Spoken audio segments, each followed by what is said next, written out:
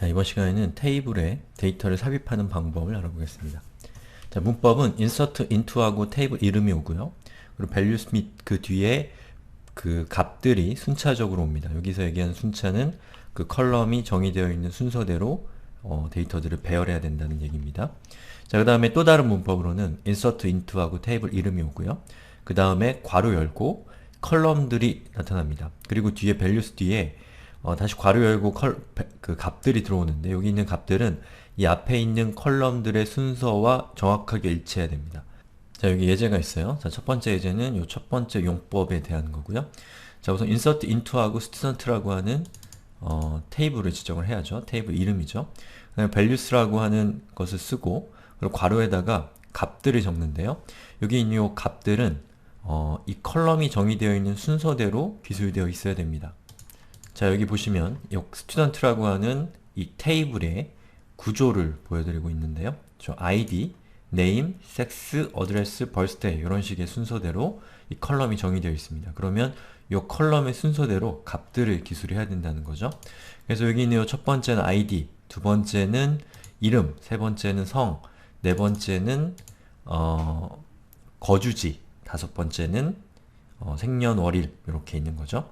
그래서 요 리체라는 사람이 여자고 서울에 살고 생년월일은 2000년도 뭐 10월 26일이다.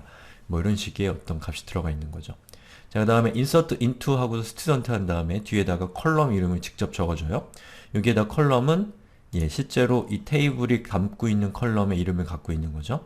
그 다음에 value 뒤에 여기에다 값들을 적는데 요때 적는 값은 요 테이블이 가지고 있는 구조가 아니라 요 앞쪽에 있는 요 컬럼들의 이름 있잖아요. 요 이름의 순서대로 요 값들이 들어와야 됩니다. 그럼 한번 실습을 한번 해볼까요? 자, 여기 있는 걸 카피해서 복사한 다음에 제가 붙여넣기를 해보겠습니다. 자, 이렇게 붙여넣기를 한 다음에 엔터를 쳐볼게요. 자, 쿼리 OK가 뜨죠? 그리고 one no affected이라고 나옵니다. 그러면 한 개의 행이 추가됐다라는 그런 뜻이에요.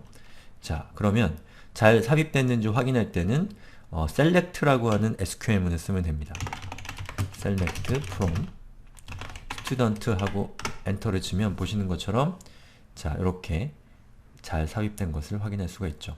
자, 그런데 name에서 leez까지만 삽입된 것은 자, 왜 그럴까요?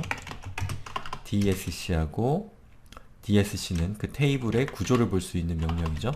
student라고 하는 테이블의 구조를 한번 보죠.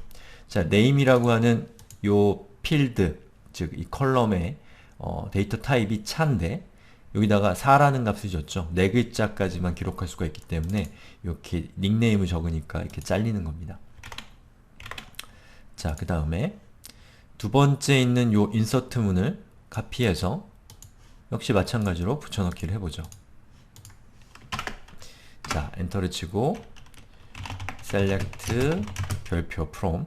자, 이 select 구문은 여러분들 지금 아직 어떻게 쓰는지 모르시니까 그냥 제가 하는 대로 그대로 따라 하시면 되고요. insert int는 직접 본인이 원하는 데이터들을 꼭 입력해 보세요. 요거는 실습을 하셔야 되는 부분입니다.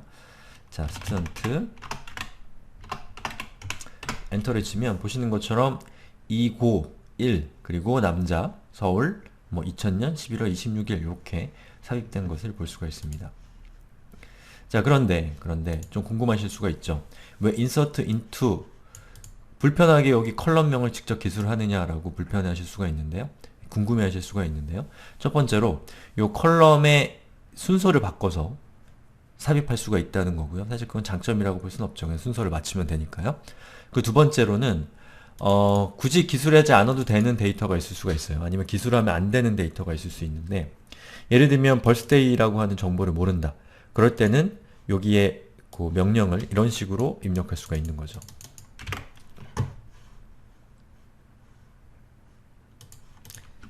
자, 이렇게 하고 여기 birthday 정보를 제거하고 그리고 birthday라고 하는 컬럼을 제거한 다음에 엔터를 치면 이제 birthday를 모르니까 기술을 할 필요가 없죠. 그리고 삽입이 되는 거니까 정상적으로 삽입이 돼야 됩니다. 그런데 잘 되지 않을 거예요.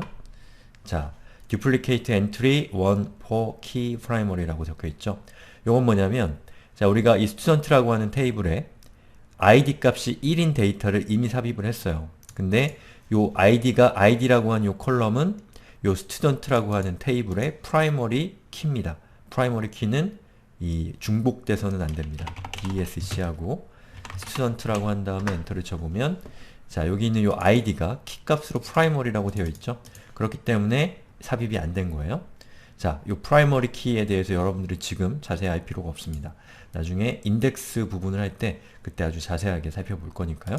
지금은 그냥 아 그렇구나 라고 이해하시면 됩니다. 자, 그러면 여기 있는 요 1이라는 값을 숫자를 3이라고 하면 지금 여기 보시면 알겠지만 1과 2밖에 키값이 없으니까 3을 입력하면 되겠죠. 그리고 엔터를 치면 예, 삽입이 됐죠. 그리고 select from student라고 하고 엔터를 쳐보면 자, 자, 3번 id 값이 3번인 이 name의 값이 삽입이 됐는데 보시는 것처럼 이렇게 birthday 값이 삽입이 안 되면서 그냥 0000이라고 나오게 되는 거죠. 예, 그때 이런 경우에 사용할 수 있는 것이 바로 이 두 번째 문법, 즉 컬럼을 직접 기술해 주는 방식입니다. 그래서 이 첫 번째 방식보다 두 번째 방식이 제가 보기엔 더 좋은 것 같아요. 왜냐하면 이 데이터베이스의 구조라는 것은 이 변경될 수가 있거든요. 근데 그 데이터베이스 구조가 변경된 줄 모르고 인서트를 하는 경우에 여러가지 문제들이 발생할 수가 있습니다. 이렇게 이렇게 순서를 컬럼의 순서에 따라서 이 행을 삽입하는 것이 암시되어 있는 경우에는 명시되어 있지 않고 암시되어 있는 경우에는 그런 문제가 발생할 수 있기 때문에 직접 컬럼의 순서와 이름을 정의해주고 거기에 따라서 값들을 세팅해 주는 것이 바람직한 방식이라고 볼 수가 있겠죠. 자, 이번 시간에는 이 데이터를 삽입하는 것까지 해봤고요. 다음 시간에는 이 삽입된 데이터를 변경하는 방법에 대해서 알아보겠습니다.